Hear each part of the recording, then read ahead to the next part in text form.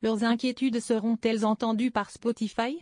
Quelques jours après Neil et Joni Mitchell, Meghan Markle et le prince Harry ont dénoncé la désinformation concernant le Covid-19 diffusée sur la plateforme de streaming suédoise, avec laquelle ils sont liés par un contrat depuis plusieurs mois.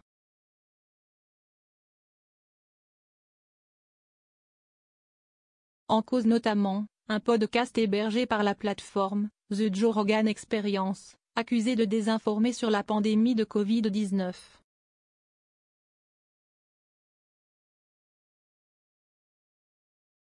S'ils ne se sont pas montrés aussi radicaux que les deux légendes de la folk, qui ont décidé de retirer leur catalogue de la plateforme, le duc et la duchesse de Sussex ont néanmoins émis l'idée de mettre fin à la collaboration si aucune mesure n'était prise.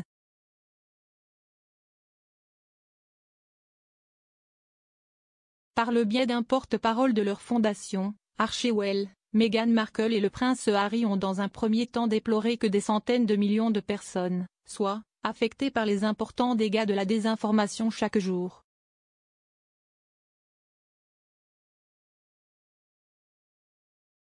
En avril dernier, nos cofondateurs ont commencé à exprimer des inquiétudes à nos partenaires chez Spotify au sujet des conséquences palpables de la désinformation sur le Covid-19 sur la plateforme, ont ainsi ajouté le duc et la duchesse, qui assurent n'avoir pas cessé d'exprimer leur inquiétude à Spotify afin que des changements interviennent sur la plateforme pour aider à faire face à cette crise de santé publique.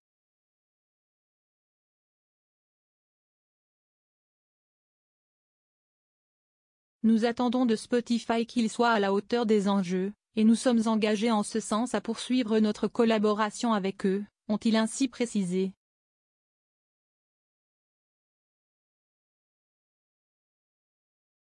Meghan et Harry ont-ils honoré leur contrat avec Spotify? Liés par un contrat à 18 millions de dollars avec Spotify, Meghan Markle et le prince Harry ont été chargés par le géant suédois de produire des podcasts.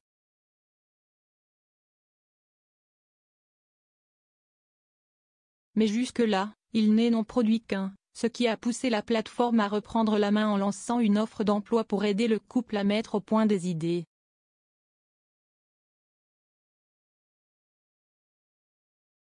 La branche de production de Spotify, Gimlet Projects recherche ainsi des profils de producteurs expérimentés, pour des contrats de 6 mois, basés à Los Angeles.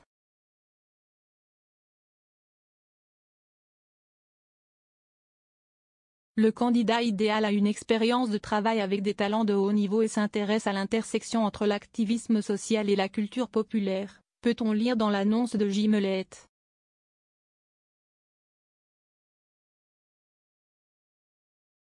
Ce qui n'avantage visiblement pas le duc et la duchesse dans leurs revendications.